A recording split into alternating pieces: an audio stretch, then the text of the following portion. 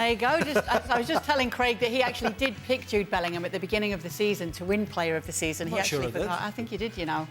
I think you did. I just agree. I think you did, Craig. Anyway, we can find that out. I'm sure they'll remind us. Borussia Dortmund against Real Madrid coming up this Saturday. Champions League final. Obviously, Real Madrid's big favourites in this one. Any early thoughts on how it's all going to go down on Saturday? Yeah. It's going to go down, all right? Somebody's going down. You're not going to see an upset here? No. Well, funny enough, I mean, Saturday's FA Cup final was supposed to be such a one-sided affair that, you know, I did an interview a few days before it, and one of the questions was, and why would people want to watch this game? Because it's going to be so one-sided. But obviously it transpired slightly differently, or a lot different. So I suppose if you're looking at a fight for Dortmund, or an avenue for Dortmund, would be if Real Madrid have a seriously off day like Man City did in the Cup final, then there is a pathway to win the Cup. It's quite simple, there is. But if Real Madrid don't do what City did and, you know, are fully on it, and Bellingham and Vinicius Jr. and Toni Kroos's last game and all that sort of stuff, then you have to think there's got to be at least 2 or 3 goals in this for Real Madrid. You have to think about it. But, you know, the Cup final would tell you that, you know, because Dortmund are in better shape than what Man United were going into Dortmund are different in the Champions League this season to what they are in the Bundesliga. Yep. It's just a warning, what happened at the weekend for Real Madrid, is what it is. Because in all sincerity, you can't sit here and start laying out why Borussia Dortmund are going to be too much for Real Madrid. You just couldn't do it in all sincerity. You couldn't. All right. The truth is, Real Madrid are going to have to not be at it, not have the shooting boots on.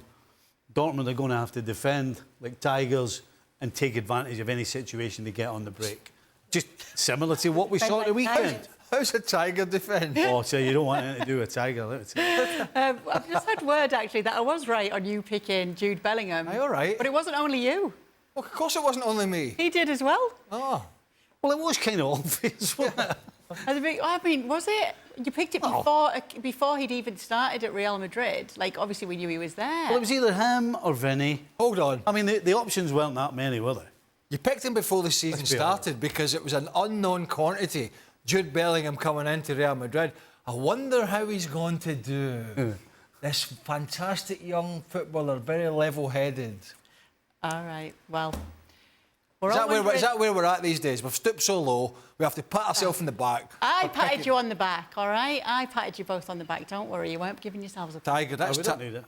It was a tiger mentality. If they defend like tigers... Tigers. Is Thibaut Courtois the favourite to play in that Champions League final? Some would say he is, but we know he will not be playing for Belgium this summer when it comes to the Euros because he is not in the squad for Euro 2024. Shouldn't come as too much of a surprise on his end, according to him, because he said, because of the injury, there will be no European Championships for me. First, I have to recover 100%, and then it's better not to put a date on it. If I'm lucky, I can play in May, but then you can never be 100% ready for a big tournament. Now, this was said back in December, so he's essentially ruling himself out there.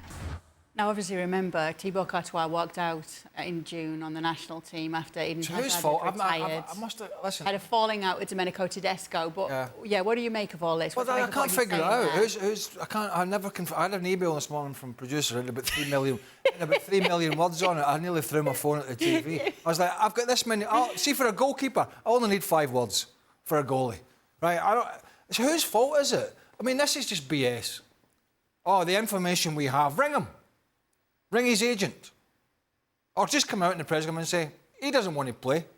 I don't really want him to play. We don't get on. Or whose fault?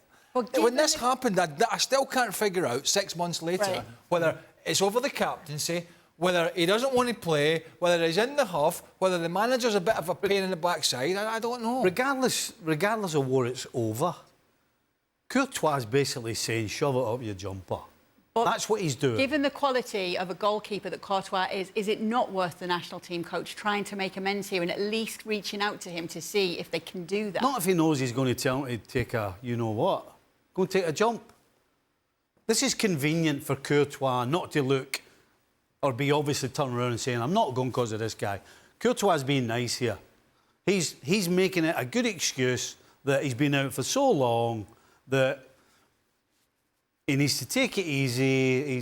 He's over 30. I need to make sure everything's okay. This is convenient for Courtois because had Courtois played the whole season and been 100%, he would have been telling this guy to shove it. That's exactly what would have happened because that's what he's doing. He doesn't want anything to do with this guy. If Belgium had a different manager, a manager that Courtois got on with, he would be in this squad and he would be going to the Euros. Because Courtois, who I think will play in the final, is playing in the final because he's fit and he's healthy. So what has that got to do with the manager coming out with nonsense about, well, maybe 3 games in a week is going to be too much and all this? Courtois is playing because he's fit. His knee's fine. Doctors have cleared them. He's good to go. This is shove it right up your jumper. That's what Courtois is doing. If Courtois wanted to play in the Euros, he'd play in the Euros. Well, I said he'd play in the Euros. It could put pressure on this manager from the Belgian press that he'd have to pick him, or might be forced to go down a different route with his answers. But clearly there's just... Courtois doesn't want to play. He is going to play in the final, as Stevie said. And it is disappointing, I think, from a player's perspective, that you've got to want to play in these big tournaments. But it must... The relationship must be so bad that you don't want to play in the European Championships in a country that's quite close to your own country. There's going to be a big Belgian following there, like all the European nations, and so you don't want to go and play in that because that has to run quite deep. So no matter what this guy says, listen, I don't know who the fault is, to be honest, but just come out and say it. Stevie, does a goalie need a good relationship with the manager? Is that essential? Well, players need to have a good relationship with the manager. It depends on the player. Some players will not respect the manager, but the fact that it's the Euros and they get to play for the country, as Craig said, next door to their home, where they're from, then some players would say, you know what, I don't need to speak to the guy, I don't want anything to do with the guy, but I want to play for my country and I want to play in the Euros. But clearly Courtois isn't like that. He's taking it personally, wherever it may be, and he's making a stand. That's what he's doing. OK, well, that's how things stand there, and we will see if it is Thibaut Courtois in the Champions League finals.